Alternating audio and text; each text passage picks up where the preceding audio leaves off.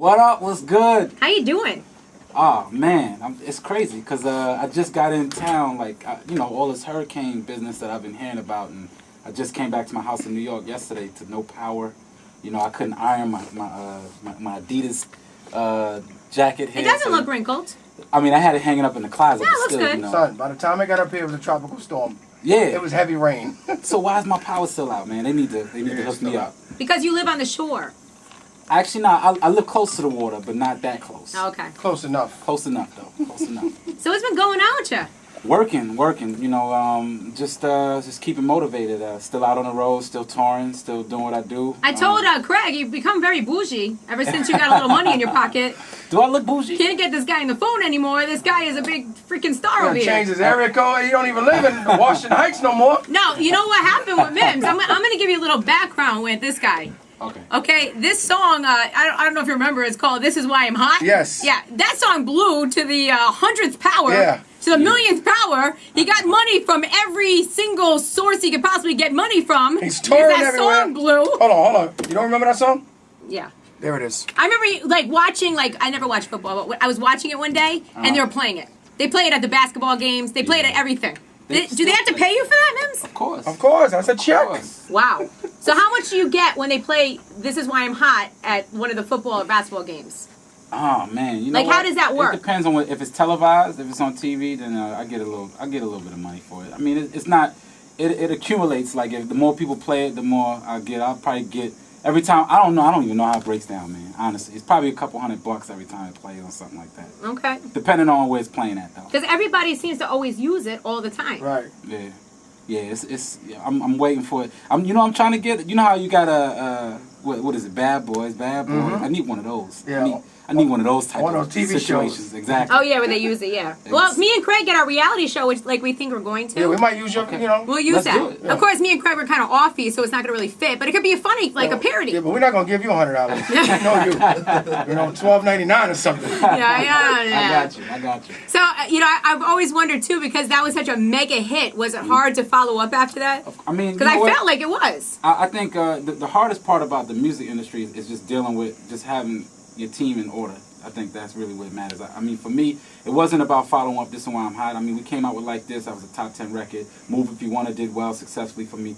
It just, I at a point in time, I started to bump heads with the label. I started to just go through this phase where it was like, okay, if y'all don't want to do something for me, I'm going to go out and do it on my own. I went overseas. I did a lot of things over there. And I separated myself from them, and now I'm back. I got a new situation, working with a new record. Shout out to Travis Porter. We did something with them, so... I'm refreshed. Miz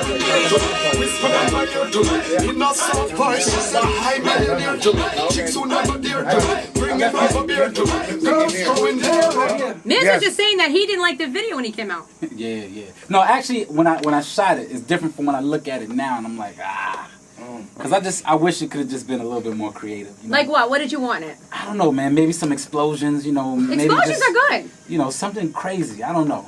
I gotta go back and look at the video. I don't know what, I don't remember it, really, to be honest with you. Honestly, yeah. It wasn't much to remember. Just point and shoot, sit in front of a camera with a thousand people in the back of you. Wait, was that your first video? That was my first official video for me as an artist, but I actually shot a video in Canada, in my youngin' days, which was actually pretty dope, because we had the full-on, trailers pulling cars around and things of that nature. So when I shot that video, shout out to Dale Restaghini, because I'm not trying to tarnish his reputation, because he's a great director, but it was more of a, this is the money we dealing with. As big as the record was, we dealing with this amount of money. Let's make something happen. So we took it back to my old neighborhood, the Heights, and we shot it up. There you go. Well, there's nothing wrong with that. The good way. We shot it up the good way. Yeah. So you're talking about, experiencing drugs in that song. And I'm just wondering because Craig G said that he would smoke Tupac's ashes for $5 million. That question got thrown at me, $5 million. I said, because the Outlaws claim they smoked Tupac's ashes. So I said, I'm wondering, would you smoke Tupac's ashes? I said, puff, I ain't passing for $5 million. Would you do it, Mims? I'll do it. Ooh, $5 million. It's a lot of things that people would do for $5 million. I would not. I would say this though. I think Tupac's ashes mean a lot to the Outlaws. So them smoking it wasn't about the money. So if you asking me whether I smoked Tupac's ashes based on the meaning of what it meant to them, then probably yes. But no, you as yourself, Mims, would you smoke Tupac's ashes? If I just on a whim, nah, I wouldn't smoke tobacco. So if you came from if you came from Jamaica and you came back to the States, you was already straight Jamaican out. Yeah. Would you smoke it then? I have to be real high already to smoke tobacco. So you got to get me high first, and then I'm gonna have to smoke his ashes. And trust me, it don't take a lot. It don't take a lot to get me there. I stopped smoking, mind you. Okay. I can't do that no more. Okay. I don't know if we can say that on air, so I don't want to promote drugs or anything. You already said it. You already said it. So what's going on in your life at this point? Are you putting together an album? Are you not putting together an album? Like, what's happening? Because you got the song Nikki and... The last 2 albums I put out, and I think, God bless them, they did well, but they cost me in total probably about $1 million plus to do. So I think I'm done with the whole putting out albums phase. I think I'm just going to focus on putting out singles. I got this record with Travis Porter. I got a dope record to follow up. I got some good video directors I'm linking up with probably this week. I'm going to shoot about 3 or 4 records, videos to put up virally. And, we just, honestly, I'm coming to get that buzz back. I'm coming to, like, really kind of make that noise that I know I'm capable of doing. But, like I said, dealing with the label, sometimes they don't see a vision. And, now that I'm a free man and I'm free to do what I want and spend my money the way I want, I think that I'm going to focus my energy more on just putting records out, like single records. So when you're saying you lost money, is it money that was fronted to you that you didn't get back with your album sales? Like, how does that work? Well, here's the truth, and this is crazy. We talked about this a little bit. Some of these artists talk about having $1 million deals, blah, blah, blah. I don't believe a lot of it, what I hear. I had $1 million deal with my label, and the way it works is they'll give you $1 million, but you gotta return an album to them. Now, I could go out there and cut the cheapest album in the world. I can make my album $20,000 for what it's worth, but my dedication in the music, I go in and I spend money on the producers I work with. I go and I spend money to mix, arrange the album. I work with various amounts of instrumentalists, like people come in and do drums, pianos, and things of that nature. So we do a full-on production, and when you talk about putting an album together that way, you're talking about, $500,000 or better per album. So when the label fronts you the money, you basically... You have to use that money to put together the album. And then you hope and pray that you're actually going to sell some albums to recoup the money. And I'm one of the few people that when I put a record out digitally, I'll sell 10 times what it is I'm going to sell via the album, and I'll make 10 times more money digitally. So it's kind of like a no-brainer when you think about it. If you're good with business and math, it's not hard to say, And good people around you. Exactly. Let me just chill back on that because it's expensive. Yeah, a lot of groups are now saying that they don't want to release an album. Right. Yeah. It's smart, though. It's smart. I mean, this is a digital world.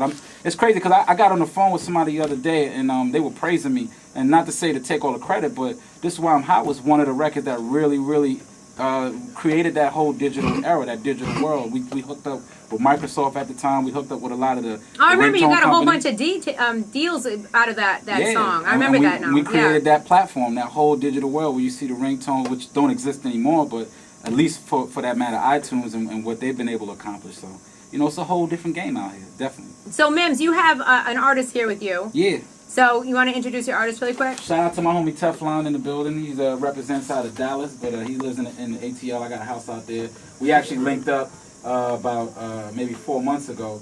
I met this cat out on the road. He's hustling, doing his thing. He had one of the biggest records in Dallas at the time on his own, independently. And I just like his grind, his hustle, man. So I like working with cats that I know have the same hustle mentality as me. Is going out there and getting on your own. So are you looking for more artists? Of course, of course. So how can an artist that thinks they can link up with you or do good work with you get in touch with you? You know what I'm going to say? Hit me on the Twitter, at Mims Life. Hit me up on my Twitter. It's at Mims Life. That's the easiest way to get a hold of me, or Facebook. People hit me up all the time. If they listening now, they know that I try to hit them back as much as I can. And if you got something, I'm not going to lie and say that I don't get 1,000 things pushed in my face every day, but it's really about what you can show me, because, everybody got music nowadays, but you got to show me something. If you need me to jump on a record or to put something behind your career, you got to show me something in return. What are you doing in your area? What are you doing in lockdown where you live? Say that again, brother. Say that again. What are you doing in lockdown where you live? That's true. And then maybe we could break bread together, because I got to see where the money is if I'm going to put money into it. Well, Mims, thank you for stopping by. That was good. I like it.